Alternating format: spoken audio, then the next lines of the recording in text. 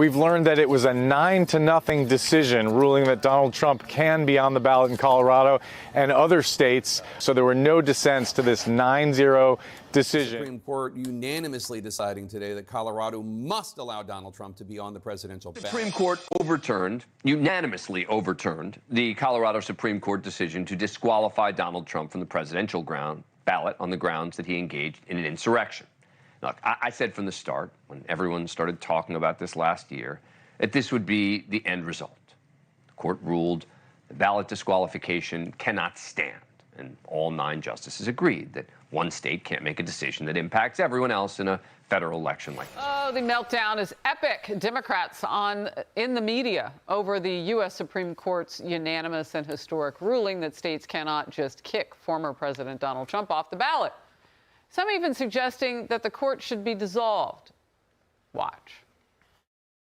This is actually what I had been concerned about when I first heard about this case in Colorado. I had been concerned that should it go to the Supreme Court, they would rule this way. I'd laugh if it weren't so sad. It's 5-4. This is a 5-4 ruling on part of it. This is actually a 5-4 decision. I think what we saw was a court where justices that behaved in a partisan manner, and that disappoints me. The criticism of the court is that they're playing interference. The Supreme Court handed Trump a second gift in as many weeks on a constitutional technicality. The conservative majority Supreme Court that seems to be playing the game as if they are on Team MAGA. And he doesn't just get the presidency thanks to the court trying to help him get it. The Supreme Court has betrayed democracy. Its members, including Jackson, meaning Ketanji Brown Jackson, Kagan and Sotomayor, have proved themselves inept at reading comprehension. And collectively, the court has shown itself to be corrupt and illegitimate. It must be dissolved. So there you have Keith Olbermann arguing that a major part of our system of checks and balances should absolutely be dissolved because they had a unanimous decision that he didn't like. Insanity. Yeah, so I think he's lost his mind. Totally. I hate Donald Trump. I probably dislike Donald Trump more than Keith Olbermann does. That doesn't mean I'm gonna lie to you and tell you that he's losing when he isn't. Every poll shows him up by 4 or 5, and the Democratic candidate has to win by 4 or 5 in order to win the Electoral College. And I'm super curious what these blue MAGA delusional types are going to do when Biden loses. And at this point, if the election were held today, he'd get landslided. He would lose every swing state. And blue MAGA is just as detached. The other thing that Olbermann is always crying about is, don't believe numbers. Numbers are lies. Only believe my emotions, right?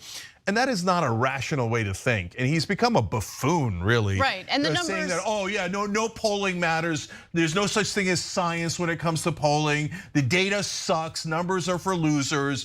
Emotions, right? The media has officially declared, the Democrats, now is the time to start freaking out. If it's an existential threat, let's start acting like it's an existential threat. So stop the bedwetting, but maybe a little bit of freak out wouldn't be the worst thing in the world. Politico says behind the scenes, this has the feel of a slow motion car crash. The level of freak out remains high, as Democrats are telling each other, if you're not a bedwetter now, you're not paying attention. They were passing out Quaaludes on the Upper West Side after the Sunday New York Times edition landed on the stoops. The latest Time poll, Trump's ahead by 5 points. A gaping advantage by a Republican nationally in a mainstream media poll. The most damning finding, 10% of Americans who voted for Biden in 2020 now say they're switching their votes to Trump. That means over 8 million Biden voters have become Trump voters, which would give Trump the popular vote. The first time a Republican's done that in 20 years. Joe Biden's approval rating sinking even lower to just 36%. And around 3/4 of the country agreeing he's too old to be an effective leader.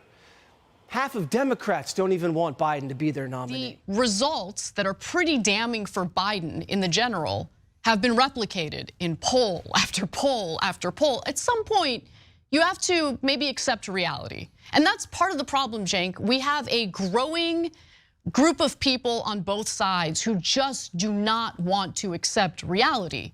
And that makes that makes everything so much more difficult. And what drives me insane is that the media has become super partisan. So you either watch left-wing media or right-wing media, and audiences have become so accustomed to hearing one ideological side that once they get any information that dispels preconceived notions, you know, they don't react well to it. And I think that's part of the problem. And so we obviously have our own political views and our own political, preferences, but the facts are the facts, and we're not going to hide that from you, even if it's uncomfortable to know what's really going on in the country. Yeah. Because they clearly look at SCOTUS as their last best chance to stop him and are starting to realize, actually, no, they're not an ally. Watch. That they would rob the People's Department of Justice the opportunity to present all the evidence of his guilt. That the voters of this country, you and I, the hundreds of millions of us, might be robbed of the information we need to determine whether the man is guilty of the gravest crime any politician has been accused of since the Civil War. If you were hoping that Donald Trump's authoritarian disregard for the rule of law was going to be stopped by Americans' institutions and the court at the highest level, that hope is severely diminished today. The Mueller investigation didn't stop him. 2 congressional impeachments did not stop him. Today is the starkest proof yet that in the zero-sum battle between MAGA and democracy, there was and is only one thing that could ever truly stop Donald Trump, and that is we the people. Americans voting against him, a majority. You can see the little light bulbs too, right? Like, yeah. We know. That's how this is supposed to work. If you don't want a guy to be president of the United States, you should vote for the other guy and go out and actually win. That's how this is supposed to operate. Newsflash. This is how our system works, right? I mean, I thought this was obvious to everyone. The press today collectively realized Americans would have to vote to save democracy. The Democrats will have to persuade voters instead of 9 judges. And they admitted this with a heavy heart. It will be up to the American voters to save our democracy in November. Yes, it means we got to beat them at the ballot box, and that may motivate our base. You can't save a people from themselves.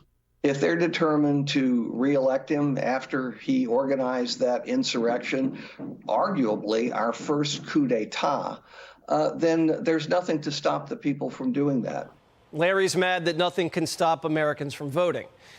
They're admitting they don't actually like the democracy that they say they need saving. Now, some TV lawyers pretend it was the right decision all along, and they knew it was going to be 9-0. And I actually think it was the right decision to make, because it would have, if Colorado had been allowed to do that, we'd have this chaotic sort of process where you have 50 states and some are choosing to put him on the ballot and some are choosing not to put him on the ballot. But this wasn't what Sonny Hostin said months ago about the Colorado case. The point is the Constitution, and there is a Constitution, and there's precedent, and he needs to be taken out. I understand. I've been thinking about this a lot lately. I don't think that Democrats even believe this threat to democracy narrative. They're just laying the groundwork so that the ends justify the means. So that Trump is so evil, he is so bad, so that anything is justifiable to try to take him down and stop him from becoming a president, even trying to remove him from the ballot, taking all these extreme measures. And it's very clear that Democrats want to be the ones that decide the outcome of this election, not voters. I mean, even since the Supreme Court decision, you had the Colorado Secretary of State lament that, now it's up to the voters to save the country. You've had Obama's former chief advisor, David Axelrod, said something similar. I mean, that's how elections work. It should be in the hands of voters, but they clearly want to deny Americans that right. And it just shows how power-hungry they are, how power-driven they are, that they're willing to do anything to try to stop Trump and keep power in this country. For all the talk about institutions, democracy, the Constitution, the Supreme Court, these institutions that Democrats say they revere, until those institutions go against their desired political outcome. This was a case of American institutions working to the point you made. Obama appointed Elena Kagan. He appointed Sotomayor. And then, of course, Biden appointed Ketanji Brown Jackson. And they came together with Republican-appointed justices. But I love that now they're the MAGA justices. Those justices are now the MAGA justices. So why are we shocked?